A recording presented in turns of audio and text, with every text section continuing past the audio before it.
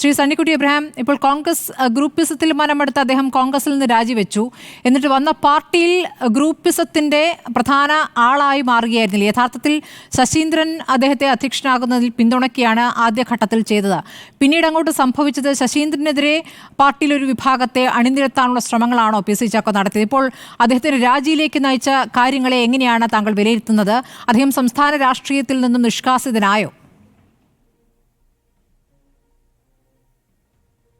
വാസ്തവത്തിൽ അദ്ദേഹത്തെ ഇറക്കി വിട്ടതാണ് അല്ലെങ്കിൽ സമ്മർദ്ദഫലമായിട്ട് ഇറങ്ങിപ്പോയതാണ് എന്നൊക്കെ പറയുമ്പോൾ രണ്ട് പ്രധാനപ്പെട്ട കാരണങ്ങളാണുള്ളത്.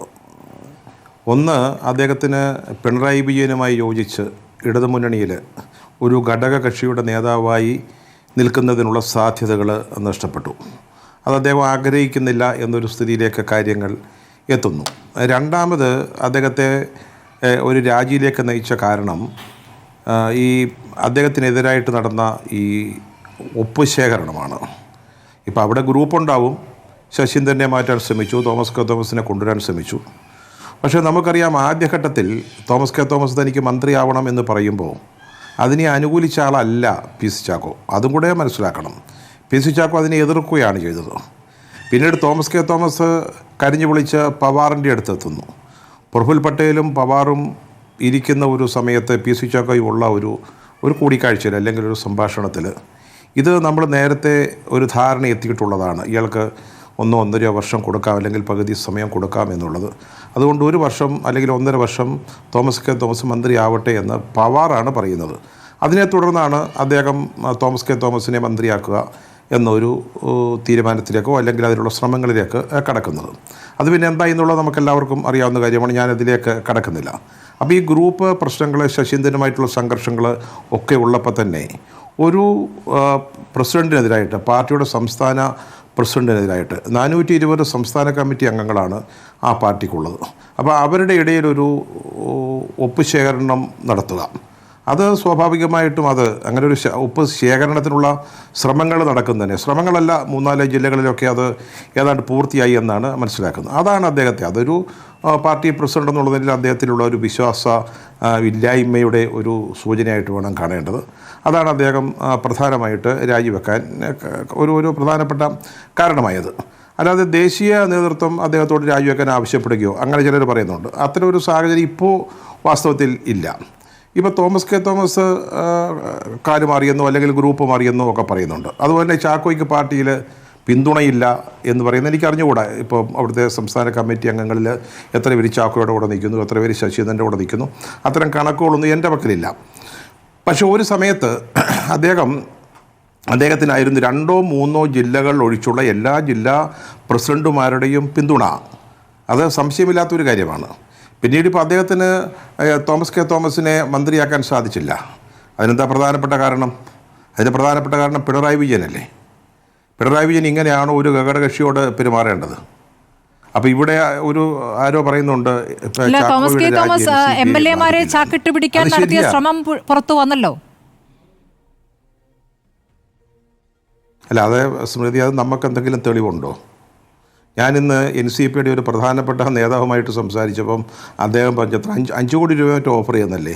50,000 രൂപ അദ്ദേഹത്തിന് കൊടുക്കാൻ സാധിക്കുന്ന ഒരു സ്ഥിതിയിലല്ല ഇപ്പോൾ തോമസ് കെ തോമസ് നിൽക്കുന്നത്. ഇതൊക്കെ ചുമ്മാതെ അദ്ദേഹത്തിൻ്റെ വരവ്, തോമസ് കെ തോമസിന്റെ അജിത് പവാർ പക്ഷത്തേക്ക് പോകാൻ BJPക്ക് ഇവിടെ സാഹചര്യം ഒരുക്കാനല്ലേ? സ്മൃതി, ഇവിടെ 2 MLA-മാർ. അപ്പോൾ അതിൽ തോമസ് കെ തോമസ് പോകായിരിക്കും, ശശീന്ദ്രൻ പോവില്ലല്ലോ. NCP അല്ലെങ്കിൽ ഈ ഇടതുമുന്നണി വിട്ടിട്ട് അദ്ദേഹം BJPയുടെ കൂടെ പോകും. ഇപ്പോൾ അജിത് പവാർ BJPയുടെ കൂടെയാണല്ലോ. നിങ്ങൾ വിചാരിക്കുന്നുണ്ടോ ഈ ഒരു കൂടിക്കാഴ്ചയോ അല്ലെങ്കിൽ കോവൂർ കുഞ്ഞുമോനെയൊക്കെ കണ്ടു, പണം ഓഫർ ചെയ്തു എന്ന് പറയുന്നതിന് മുമ്പ് തന്നെ NCP എന്നുള്ള പേരും അതിൻ്റെ ചിഹ്നം അതെല്ലാം അജിത് പവാറിൻ്റെ ഗ്രൂപ്പിന് കിട്ടിക്കഴിഞ്ഞു. ഇനി കിട്ടിയില്ലെന്ന് വിചാരിക്കുക. ഇവിടുത്തെ 1-2 MLA-മാരുണ്ടെങ്കിൽ അവർക്ക് ഏതെങ്കിലും രീതിയിൽ ആ ഒരു തീരുമാനത്തെ, ഇലക്ഷൻ കമ്മീഷൻ്റെ തീരുമാനത്തെ സ്വാധീനിക്കാൻ പറ്റും. ഇതൊക്കെ വെറും ഒരു ഗിമ്മിക്കല്ലേ. ഇതൊക്കെ തോമസ് മന്ത്രിസഭയിലേക്ക് വരരുത്, അത് പിന്നെ പിണറായി വിജയൻ എടുത്തൊരു തീരുമാനമാണ്. അപ്പോൾ ഇങ്ങനെ പല കഥകളും വരും. എന്നിട്ട് പിന്നെ എന്താ അന്വേഷിക്കാഞ്ഞത്? അന്വേഷണം നടത്തിയോ? അന്വേഷണം നടത്തിയെങ്കിൽ എന്തായി? ഇയാളെ പൈസ ഓഫർ ചെയ്തോ? പൈസ ഓഫർ ഉണ്ടായിട്ടില്ലെന്നാണ് ആർക്കാണ് ഓഫർ കൊടുത്തത് അവർ തന്നെ പറയുന്നത്. ഇതൊക്കെ ഒരു അദ്ദേഹം വരാതിരിക്കുന്നതിന് വേണ്ടിയുള്ള ഒരു ശ്രമങ്ങൾ. ഇപ്പം ഞാൻ ചോദിച്ചോട്ടെ, ഇതൊരു സാധാരണഗതിയിൽ ഒരു ഘടകകക്ഷി ഇപ്പോൾ CPI അവർ തീരുമാനിക്കുകയാണ് ഇപ്പോൾ ഒരു മന്ത്രിയെ മാറ്റിയിട്ട് വേറൊരാളെ മന്ത്രിയാക്കാൻ. അപ്പോൾ അത് ചെയ്തു കൊടുക്കേണ്ടതാരാ? എന്നിട്ട് മുന്നണി മര്യാദയില്ലേ? അല്ലെങ്കിൽ തന്നെ ഈ മുന്നണിയിൽ എന്തെങ്കിലും മര്യാദകൾ പാലിക്കപ്പെടുന്നുണ്ടോ? ചില പാർട്ടികളുടെ പിന്നെ സിംഗിൾ മെമ്പർ പാർട്ടിയാണെങ്കിൽ പോലും അവർക്ക് മന്ത്രിസഭയിൽ പ്രാതിനിധ്യമുണ്ട്. 2.5 കൊല്ലം വീതമെങ്കിലും അവർക്ക് കിട്ടുന്നുണ്ട്. ഇപ്പോൾ എന്താണ് RJDക്ക് കിട്ടാത്തത്? എന്താണ് കോവൂർ കുഞ്ഞുമോന് കിട്ടാത്തത്? എന്താണ് NCP പറയുന്ന ഉടനെ അവരാവശ്യപ്പെടുന്ന ഒരാളെ മന്ത്രിയാക്കാത്തത്? ഒരു കഥ വരികയാണ്, അയാളെന്തോ 50 കോടിയോ 5 കോടിയോ എന്തോ പിന്നെ ഓഫർ ചെയ്തു എന്ന് പറയുകയാണ്.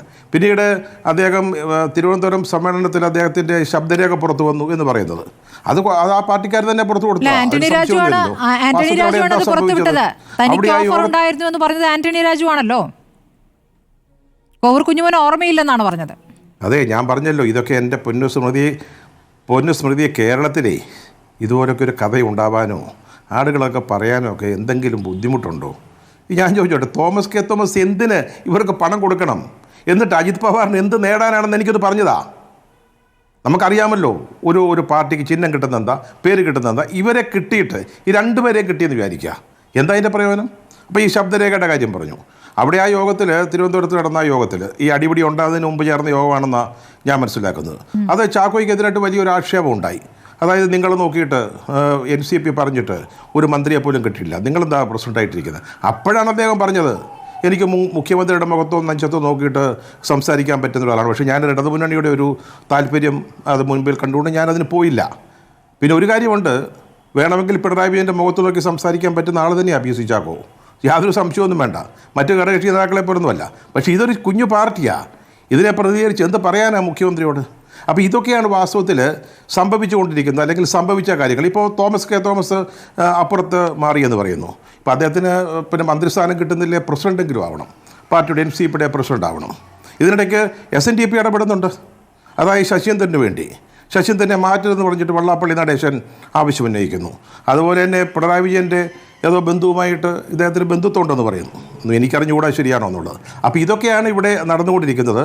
പിന്നെ NCP ആയതുകൊണ്ട് ഒരു കുഞ്ഞു പാർട്ടി, ഒരു ഈർക്കിൽ പാർട്ടി എന്ന് പറയാം. അതുകൊണ്ടാണ് വാസ്തവത്തിൽ പിണറായി വിജയനോ മുന്നണിയോ പാർട്ടിയോ ഒന്നും ഇക്കാര്യത്തിൽ ഇതിനൊന്നൊരു പ്രാധാന്യം കൊടുക്കാതിരുന്നത്. അദ്ദേഹം ഒരു സാഹചര്യം ഉണ്ടായി, അവിടെ നിൽക്കക്കളിയില്ലാതെ വന്നു, അദ്ദേഹം രാജിവെച്ചു പോയി.